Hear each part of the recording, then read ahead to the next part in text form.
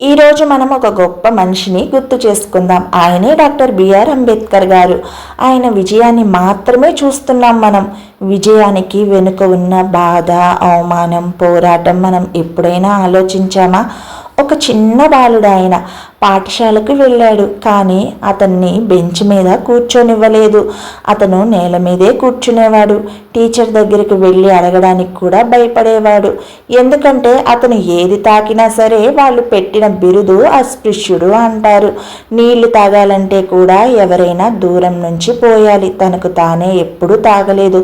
ఒక్కసారి మనం ఊహించుకోవాలి, నీళ్లు కూడా నీకు దక్కకపోతే ఎలా ఉంటుందో అనేది. ఒకసారి అంబేద్కర్ గారు స్కూల్ నుంచి ఇంటికి వెళ్ళడానికి ఒక బండి ఎక్కారట.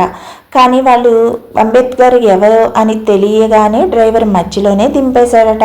పాపం చిన్నపిల్లవాడు వేడితో, దాహంతో, భయంతో అక్కడే నిలబడిపోయారు. ఇది సినిమా కథ కాదు, ఇది అంబేద్కర్ గారి జీవితం. అన్ని అవమానాలు ఎదుర్కొన్నా అతను ఒక నిర్ణయం తీసుకున్నాడు.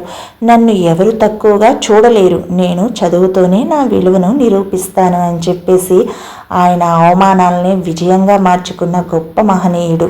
కటిక పేదరికం, డబ్బులు లేకపోవడం, సపోర్ట్ లేకపోవడం అన్నీ ఉన్నాయి. ఆయన చదువు అయితే ఆపలేదు. రాత్రిళ్ళు దీపం లేకుండా చదివేవాడు. పుస్తకాలు కొనడానికి డబ్బు లేక లైబ్రరీలో గంటల కొద్దీ కూర్చుని చదివాడు. నువ్వు నేను ఈరోజు మొబైల్స్, లైట్, ఇంటర్నెట్లో ఉన్నాం. అయినా మనం అలసిపోతున్నాం. అంత కష్టపడి చదివి అమెరికా, లండన్ వరకు వెళ్ళి ఉన్నత విద్య పూర్తి చేశారు. కానీ అక్కడ కూడా మన దేశానికి వచ్చాక కూడా అవమానాలు ఆగలేదు.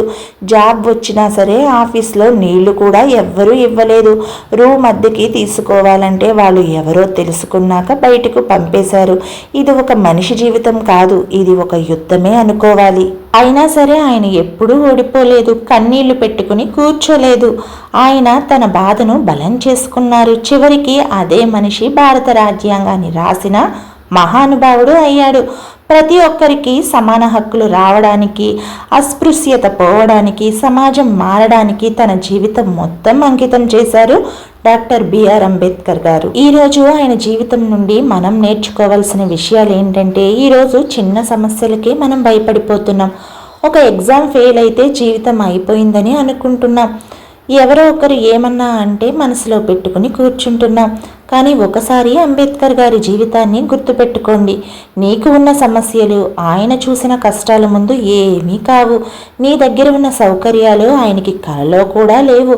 కాబట్టి ఈరోజు ఒక నిర్ణయం తీసుకో. ఏ పరిస్థితి వచ్చినా నేను ఆగను, నా జీవితాన్ని నేను మార్చుకుంటాను అని. చివరిగా ఒక మాట, డాక్టర్ బిఆర్ అంబేద్కర్ గారు మనకి ఒక గొప్ప నిజం నేర్పారు. జీవితంలో ఎన్ని కష్టాలు వచ్చినా నీ పరిస్థితులు నిన్ను నిర్ణయించవు. నీ నిర్ణయం నీ భవిష్యత్తును నిర్మిస్తుంది. అవమానాలు ఎదురైనా, అవకాశాలు లేకపోయినా, సమాజం నిన్ను అంగీకరించకపోయినా నువ్వు ఆగిపోవద్దు. ఎందుకంటే ఒక చిన్న బాలుడికి నీళ్లు కూడా ఇవ్వని సమాజంలో అదే బాలుడు దేశానికి రాజ్యాంగం రాశాడు. ఇది సమాజానికి ఒక పెద్ద సందేశం. నీ పరిస్థితులు ఎంత కఠినమైనా నీ కలలు అంతకంటే పెద్దవిగా ఉంచు. ఈ రోజు నుంచే నిర్ణయం తీసుకో. నేను చదువుతాను, నేను ఎదుగుతాను, నేను సమాజాన్ని మార్చుతాను. ఇదే నిజమైన అంబేద్కర్ మార్గం.